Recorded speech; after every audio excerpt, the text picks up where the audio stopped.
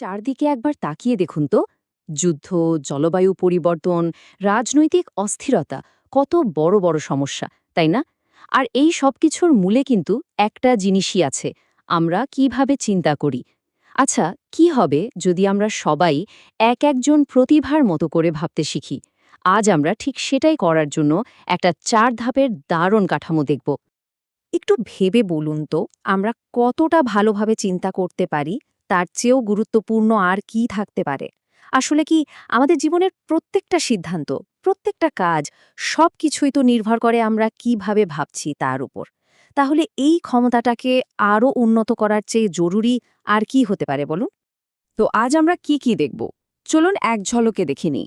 প্রথমে আমরা দেখব যে আমরা আসলে চিন্তার একটা সংকটের মধ্যে দিয়ে যাচ্ছি। এরপর জানব স্যান্ডবক্স প্রবলেম নামে একটা মজার ব্যাপার।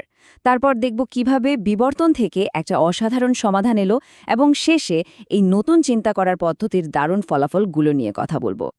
চলুন তাহলে শুরু করা যাক আমাদের প্রথম অংশ দিয়ে। আমরা হয়তো ভাবি যে আমরা বেশ ভালোই চিন্তা করতে পারি, কিন্তু সত্যিটা হলো আমরা আসলে একটা বিশ্লেষণাত্মক চিন্তার সংকটের মধ্যে আছি। ব্যাপারটা কতটা গুরুত্বর তা বোঝানোর জন্য একটা উদাহরণ দিই। স্ট্যানফোর্ড ইউনিভার্সিটির একটা গবেষণায় দেখা হয়েছে কিশোর কিশোরীরা অনলাইনে পাওয়া তথ্য কতটা ভালোভাবে বিশ্লেষণ করতে পারে, আর তাদের গবেষণার ফলাফলকে একটা মাত্র শব্দে বলা যায় হতাশাজনক। এটা কিন্তু একটা বিরাট সতর্কবার্তা। আর ভাববেন না যে এই সমস্যাটা শুধু স্কুল লেভেলেই আছে। না, মোটেই তা নয়। ওয়াল স্ট্রিট জার্নাল বলছে 4 বছর কলেজে কাটানোর পরেও একজন গড়পড়তা গ্রাজুয়েটের বিশ্লেষণাত্মক চিন্তার দক্ষতায় বলতে গেলে কোনো উন্নতিই হয় না। এমনকি নামিদামি বিশ্ববিদ্যালয়গুলোতেও ছবিটা একই রকম। কিন্তু সবচেয়ে অবাক করা বিষয়টা কি জানেন? গবেষকরা দেখেছেন কলেজ ছাত্রদের ব্রেনের অ্যাক্টিভিটি সবচেয়ে কম থাকে ঠিক তখনই যখন তারা ক্লাসের ভেতরে বসে থাকে। তার মানে আমাদের যে পড়ানোর ধরন, সেটাই হয়তো এই গুরুত্বপূর্ণ দক্ষতাটা শেখাতে পারছে না। তাহলে প্রশ্নটা হলো, এই বিশ্লেষণাত্মক চিন্তা শেখানোটা এত কঠিন কেন? এর উত্তরটা লুকিয়ে আছে একটা দারুণ ধারণার মধ্যে, যাকে গবেষকরা বলেন স্যান্ডবক্স প্রবলেম। চলুন তো দেখি এটা কি জিনিস। একবার কল্পনা করুন তো, কয়েকটা বাচ্চা একটা স্যান্ডবক্সে মানে বালির বাক্সে খেলছে। দেখতে তো খুবই সাধারণ একটা দৃশ্য, তাই না? কিন্তু এর ভেতরেই কত জটিল চিন্তাভাবনা চলছে। যেমন ধরুন, বেলচাটা কে পাবে, জুতো থেকে বালি বের করব কিভাবে, আচ্ছা কি নতুন খেলা বানানো যায়, তার নিয়মকানুন কি হবে। এই সাধারণ খেলার মধ্যেই কিন্তু সমস্যা সমাধান, নতুন কিছু তৈরি করা, আলোচনা, এই সব কিছুই লুকিয়ে আছে। আর এখানেই হলো আসল চ্যালেঞ্জটা। আমাদের জীবনটাও তো ঠিক এই রকম একটা জটিল স্যান্ডবক্সের মতো। তাহলে প্রশ্ন হলো, আমরা কিভাবে এই জটিল জিনিসটাকে সহজ করে শেখাতে পারি, কিন্তু এর ভেতরের জটিলতাকে নষ্ট না করে? গবেষকদের জন্য এটাই ছিল সবচেয়ে বড় একটা ধাঁধা। অনেক বছর চেষ্টার পর সমাধানটা এলো একটা একদম অন্যরকম জায়গা থেকে, বিবর্তন থেকে। গবেষকরা ভাবলেন, আচ্ছা, কোনো কৃত্রিম পদ্ধতি না বানিয়ে আমাদের ব্রেইনের যে আসল অপারেটিং সিস্টেম, মানে যেটা একদম স্বাভাবিকভাবেই কাজ করে, তার উপর ভিত্তি করে কিছু করলে কেমন হয়? আর এর উত্তর খুঁজতে গিয়ে তারা চিন্তার একেবারে শুরুতে চলে গেলেন, মানে সেই প্রাইমোডিয়াল স্যুপ বা আদিম জৈব তরলে। হ্যাঁ, ঠিকই শুনছেন, কোটি কোটি বছর আগে যেখানে জীবনের প্রথম স্পন্দন ঘটেছিল, ঠিক সেখানে। বিজ্ঞানীরা বলছেন সেই আদিম তরলে জন্ম নেওয়া এককোষী জীবগুলো কিন্তু 4টে বেসিক কাজ করতে পারত। তারা তাদের চারপাশটা বুঝতে পারত, বিপদ আর পুরস্কারের ফারাকটা ধরতে পারত, দুটোর মধ্যে একটাকে বেছে নিতে পারত, আর সেই সিদ্ধান্তের ওপর ভিত্তি করে কাজ করতে পারত। আর এই 4টে কাজই হল আমাদের আজকের সমস্ত জটিল চিন্তার মূল ভিত্তি। বেশ, এখন আমরা এই আলোচনার একদম কেন্দ্রে চলে এসেছি।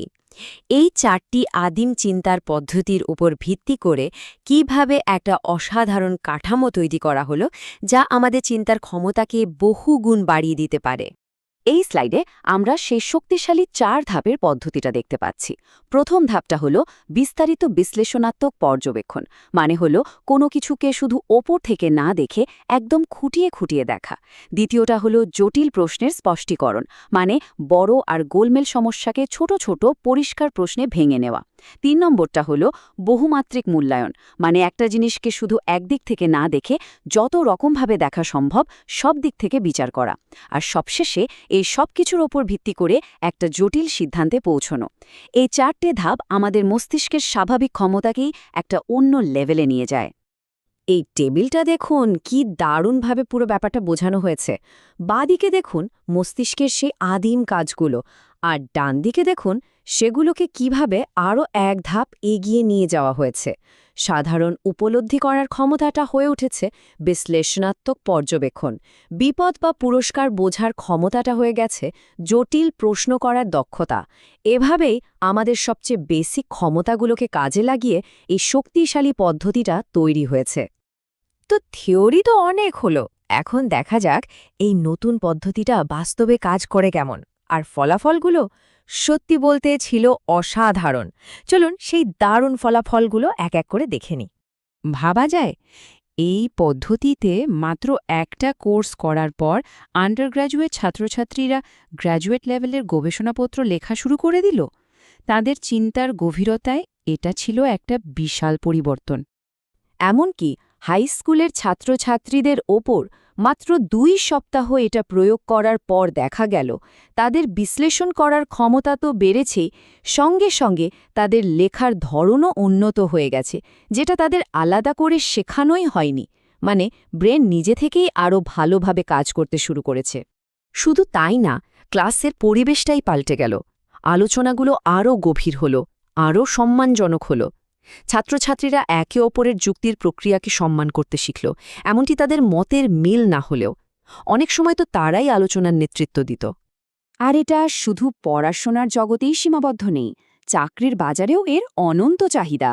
1000 নিয়োগকর্তার উপর একটা সমীক্ষায় দেখা গেছে তারা কর্মচারীদের মধ্যে যে দক্ষতাটা সবচেয়ে বেশি খোঁজেন সেটা হলো এই বিশ্লেষণাত্মক চিন্তা। কিন্তু দুঃখের বিষয়, তারা সেটা যথেষ্ট পরিমাণে পান না। তবে সবকিছুর ওপরে একজন ছাত্রের রেখে যাওয়া এই নোটটা, আমার মনে হয় এটাই সবচেয়ে বড় প্রমাণ। সে লিখেছিল, এই ক্লাসটা আমার চিন্তার ধরনকে চিরদিনের জন্য বদলে দিয়েছে। এটা আমার করা হাতে গোনা কয়েকটা ক্লাসের মধ্যে একটা, যা শুধু স্কুলের জন্য ছিল না। এর চেয়ে বড় সাফল্য আর কি হতে পারে, তাই না?